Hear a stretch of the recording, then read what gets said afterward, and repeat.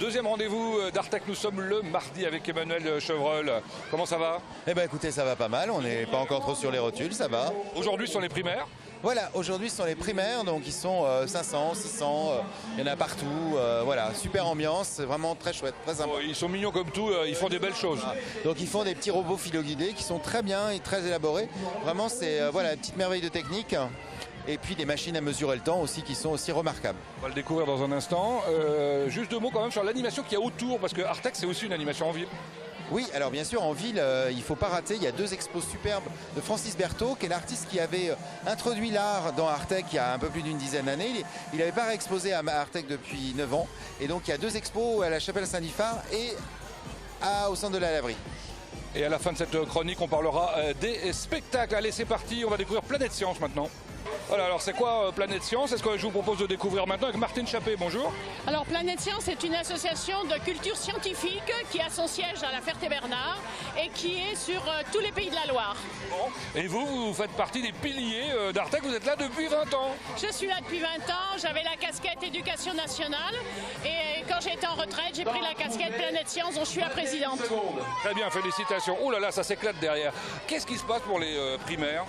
Eh bien, ils ont deux compétitions possibles, soit le challenge, soit le défi, qui était une machine à mesurer le temps. C'est ce qu'on est en train de découvrir là, les espèces de tours. Voilà, donc on a un temps qu'on ne leur donne pas, on déclenche un chrono, ils doivent nous donner le temps qu'on avait choisi auparavant.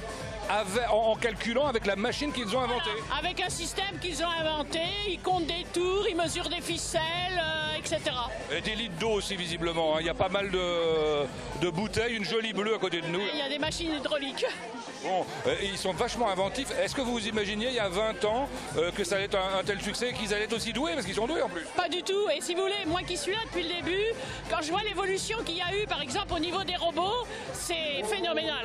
Oui, parce que ce qu'on est en train de voir là, c'est l'une des deux épreuves. De l'autre côté, il y a des robots classiques. Voilà, les robots sont là depuis le début. Et alors, les machines ont choisi un thème sur 2 ans et on change de thème après. Les profs jouent le jeu. Ah, complètement. Ah ben, sans eux, on pourrait pas. Hein. Ah oui, ils jouent le jeu à fond. Et ben, je vous propose d'en découvrir un, prof justement. Il s'appelle Francky, il vient de Lamennais. Merci Martine. Lamennais. Avec Francky, je vous le disais à l'instant. Bonjour Francky. Bonjour. Alors Francky, vous êtes professeur des écoles? À Lamennais, dans une classe de CM1, CM2. Lamennais, c'est un très joli et charmant village de la Sarthe. Oui, exactement, à 10 km de la Ferté, à peu près, du côté de Vibray. C'est votre combienième participation Artec? Ça fait notre troisième ou quatrième participation. Bon, l'année dernière, on n'a pas participé, mais c'était l'occasion cette année de venir avec nos 3 machines que les enfants ont préparées. Alors on va découvrir M22 là, qui est là. Donc le principe, c'est quoi? C'est de mesurer le temps, c'est ça? Exactement, c'est à partir d'un petit moteur électrique et puis d'une suite d'engrenages, d'arriver, de réussir à mesurer une durée qui nous est donnée par le juge. Est-ce que je me trompe, mais il s'agit de Lego? Oui, c'est du matériel de science qu'on utilise ou en techno en classe. Les enfants, à partir de ce matériel-là, ont pu réaliser la série d'engrenages et puis essayer de ralentir au maximum la dernière roue, de manière à pouvoir mesurer une durée entre 2 et 3 minutes. Les enfants ont l'air d'être contents. Pourquoi vous criez? Parce que vous avez gagné quelque chose? On a eu tout. À chaque fois, on avait les bons résultats. Ah oui, carrément. Donc ils sont excellents alors. Ah ouais, tout à fait, ça a super bien marché. C'est quoi ton prénom? Quentin. Et toi? Robin. Thomas. Très bien. Monsieur le juge, ça paraît pas mal ça? Ah bah ça me paraît absolument parfait puisque cette équipe vient d'effectuer un sans faute parfait. Les 3 temps ont été trouvés.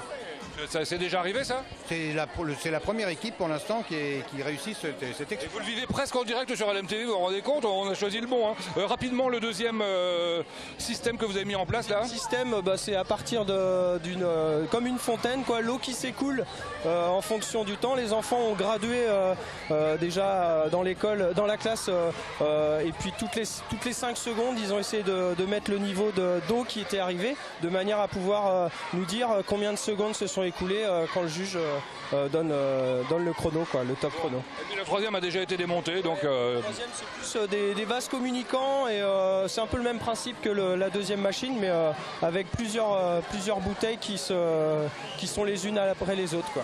On va aller voir vos concurrents là. Vous les connaissez ou pas? Non, pas du tout. Non. Je vais lui demander, vous êtes d'où? La Sablonnière, Romand. Très bien. Et alors là, il est en train de mesurer? Ils sont en train de vidanger là. Il vidange, il mesure pas alors. Non, on vient de vider. 19 points sur 20, 19 sur 20. Ah, mais on a des 20 sur 20 là-bas. Hein. On est... Deuxième probablement. Hein. Désolé. Bon, Francky, vous êtes content du coup? Ouais, tout à fait. Puis les enfants ont super bien travaillé à l'école et puis là, ils passent une bonne matinée pour l'instant. Donc, et puis il y a les passages longs cet après-midi entre 2 et 3 minutes. C'est une sacrée bonne invention Artec pour les écoles primaires. Exactement, ouais. Ils n'ont pas forcément l'impression de faire des sciences ou de la technologie. Et puis tout ce qui se passe autour, le travail en collectivité, enfin en commun, en petits groupes, etc. Donc c'est un sacré projet pour nous aussi. On peut profiter de ce festival pour travailler et puis faire notre programme de l'école, quoi. Voilà. Bon, merci Francky. Avec Emmanuel maintenant, on découvre le programme des festivités musicales. Attention Emmanuel Chevreul, nous sommes surveillés par Lionel, Yacine et Lorenzo. Hein. Ouais, ça rigole plus là, attention. Je ne peux pas dire n'importe quoi. Hein. Voilà, non, mais je dis jamais n'importe quoi d'ailleurs. Alors en l'occurrence, c'est quoi le spectacle, enfin les spectacles qui sont proposés autour d'Artec? D'accord, alors le grand spectacle c'est mercredi soir.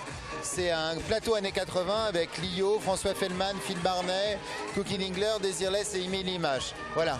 Donc ça c'est gratuit, en plein air. Des milliers de personnes. Des milliers de personnes sur le parking de la base de loisirs à partir de 21h avec en première partie Mia Wallace. Et tous les jours des showcases. Alors en français, des petits spectacles. Des petits spectacles, voilà. Donc mercredi soir. Ah, le spectacle là.